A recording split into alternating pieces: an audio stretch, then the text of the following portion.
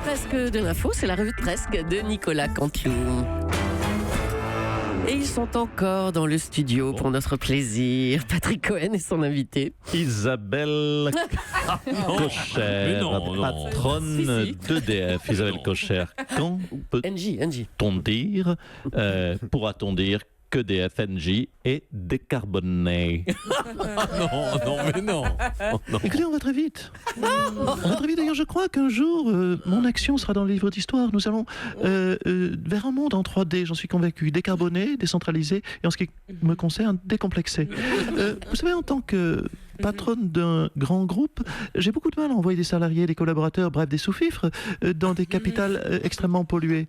Oui, mais justement, quand est-ce que ce sera totalement décarboné? Quand? Une date? Quid? Je dis plus. 3 ans. 3 ans. Plus rien. 3 ans. Et vous savez, tout ne dépend pas que de moi. Vous savez, j'étais en Indonésie et ils ne sont pas prêts. Ce n'est pas moi, c'est eux. Je fais moi le job, mais ils ne sont pas prêts. Alors, Isabelle Cocher, vous êtes la seule femme, très belle femme, à piloter une entreprise du CAC 40. 39 hommes PDG, vous êtes la seule et vous êtes d'ailleurs directrice seulement générale. Tout ça est très anecdotique. D'ailleurs, mon statut est en train de changer. Vous parlez de CAC 40 comme quelque chose d'inaccessible, comme d'un mont Olympe. Oui, mais enfin, tout de même, Isabelle Cocher. Le CAC 40, les entreprises qui ont les plus grandes capitalisations boursières. Ça c'est vrai, je voudrais, mais je ne peux pas vous contredire sur ce point. C'est vrai qu'en tant que grande patronne du CAC 40, diriger Engie, une des plus grandes entreprises françaises, je suis la seule. Je le regrette, mais c'est ainsi, monsieur Cohen. On doit parfois être fataliste et accepter la dure réalité de sa propre réussite. Merci pour cette haute terre de vue, Isabelle. À vous geler. Merci Patrick. Et on va oui, ça c'est irrésistible quand même. Vous redirez des petits quid de temps en temps, hein, pour faire plaisir à Nicolas Canteloup. J'ai arrêté les quids. Allez, on va accueillir maintenant Marc-Olivier Fogiel. C'est lui qui est avec nous ce matin pour les titres. Bonjour à tous. Tiens, dans l'actualité, un nouveau sujet qui vient de tomber, agression sexuelle. Oh, qu'est-ce que ça change? Et cette fois, c'est un petit nouveau. Il s'agit de Thierry Marchalbeck, des Jeunesses Socialistes, sûrement un Strauss-Kahnien. Bon, ok, il n'a plus aucun avenir en politique, mais il vient d'en découvrir un, donc dans le cinéma. Joueur de flouze, Airbus a gagné 40 milliards et Hollande a perdu 10 milliards. On a été nuls, franchement, les Français, hein, les électeurs. C'est le président d'Airbus qu'il fallait élire en 2012. Et puis, la banlieue n'est pas rose, la banlieue, c'est morose. Et oui, vous l'avez compris, hier, Emmanuel Macron, notre président, a parlé de la banlieue. Ouais, franchement, Macron qui parle banlieue, c'est Nadine Morano qui cause physique quantique. Hein. On sent bien qu'il n'est pas vraiment dans son élément. Hein. C'est comme Guy Carlier qui te parle brocoli. On l'embrasse. Hein, c'est Balkany qui te cause transparence fiscale. C'est Patrick Cohen qui cause rap américain. Bah oui, notre patoche, il est plus Anne Sylvestre qu'Eminem. Hein, pardon. Ça va vous poursuivre aussi, Anne Sylvestre, hein, Patrick. Merci Marc-Olivier, à bientôt. Je vous en prie, bisous. Hein. Emmanuel Macron détaillait hier sa vision pour les quartiers sensibles. Bonjour, monsieur le président. Bonjour à toutes et à tous. Bonjour. Wesh à tous les cousins et à toutes les cousines. Bien à tous les bâtards, à toutes les bâtardes. Ah, j'ai adoré Clichy-sous-Bois, ma gueule. Ah bon. Alors, vous partez aujourd'hui pour Bonn, pour la COP23. Les scientifiques accusent clairement les Chinois qui utilisent sans limite les énergies fossiles. Les énergies fossiles, dites-vous. Oui, alors attention, les scientifiques, vous savez, ça dit aussi beaucoup de bêtises, de sottises, devrais-je dire.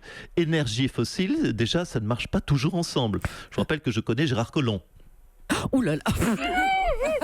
Ça arrive de loin. Oh la vacherie. Enchaînons. Dans l'actualité. Je crois qu'il faut un temps de latence avant de comprendre. Forcément, oui. Non, on a bien compris. Mais... Dans l'actualité, il y a aussi cette déclaration de Geneviève de Fontenay.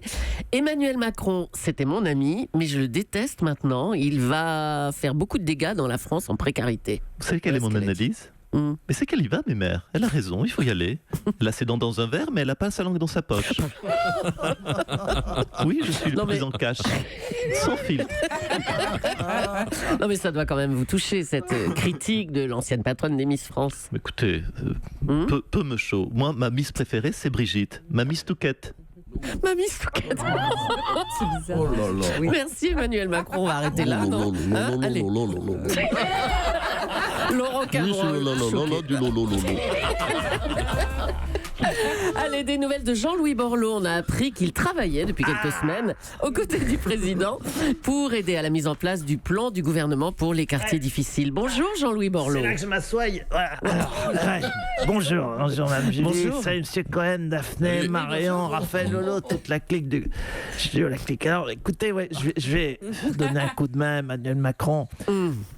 Tu sais, Julie, mon truc, c'était d'amener l'électricité en Afrique. Bah oui. C'était ma grande passion, mon combat, ma mission. Mais bon, ça paraît franchement, j'ai vu un peu grand, parce qu'il y a des villages au Burundi, il faut le savoir, ça va être un bordel fou pour équiper les gaz en torchis avec du triphasé. Non, Cabrol, c'est l'échec. Non. Alors, j'ai décidé d'amener de l'électricité à Clichy-sous-Bois. Parce que c'est moins ambitieux, et puis c'est surtout plus simple. Hein. Moins les fils qui se touchent. D'ailleurs, sur le jeu de mots, Patoche, sur Engie, qui dévisse pas en bourse, mais qui dévisse ses ampoules. J'ai une barre de rire pendant une demi-heure. Il ne dévisse pas que l'ampoule, mais il dévisse à la bourse. Ouais. Vous avez dit ça d'EDF. C'est ça? Vous êtes marré alors, monsieur Borloo? Bon, alors, sérieusement, vous vous étiez déjà battu pour rénover la ville, vous? Ah oui, mais j'avais pas fini. T'as vu la gueule de Valenciennes, ça se voit que j'avais pas fini le boulot. Bon, puis juste après, vous vous êtes consacré à la planète. Ouais, à fond. Ouais, mais là, j'avais pas fini non plus. Parce que la planète, c'est trop grand, trop de boulot, trop de sujets. D'ailleurs, ça peut paraître contradictoire, d'un côté, ces deux sujets-là. D'un côté, la ville, et de l'autre, la nature. Mais non, mais au contraire, c'est le même sujet. Avec le réchauffement climatique et la montée des eaux dans 400 ans, Valenciennes, ce sera Miami. Patience, Valenciennes, je le dis aux Valenciennois, patience. Eh bien, patience, on attendra. Merci Jean-Louis Borloo.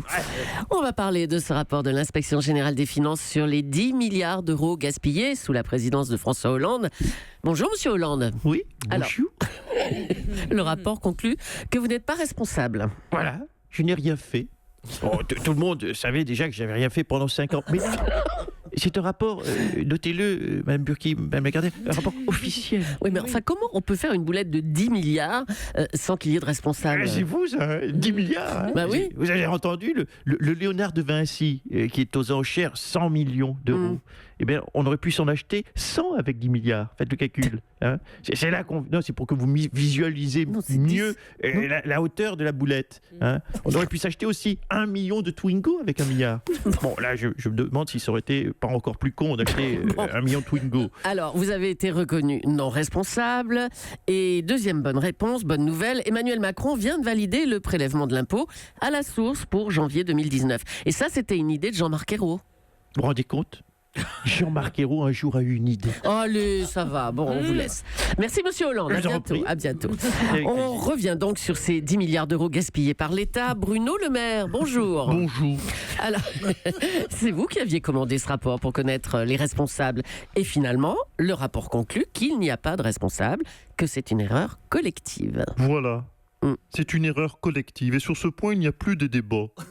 C'est toute la classe politique, pardonnez-moi, qui est responsable. Et là, vous dites, faut-il que la classe politique soit sotte pour perdre 10 milliards? Bah oui, c'est un peu ce qu'on se dit, ouais. Eh bien, dites-vous bien qu'il y a encore plus sot que nous. Ah bon? Qui ça? Bien vous.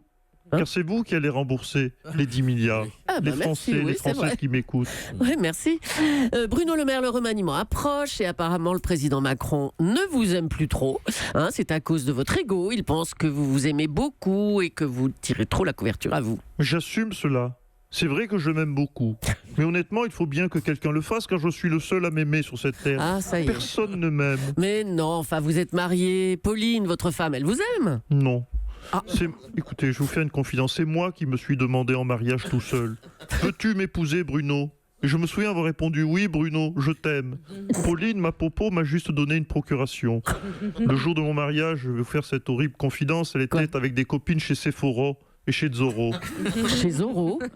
Oui, Zorro, les magasins de vêtements comme H&M. Ah, Zara. Oui, Zorro. Le jour de mon mariage, à la mairie, nous étions seulement deux. Il n'y avait que moi et le maire. Bref, le maire et le maire. Le maire, magnifique. Nicolas Canteloup. À demain. Europe 1.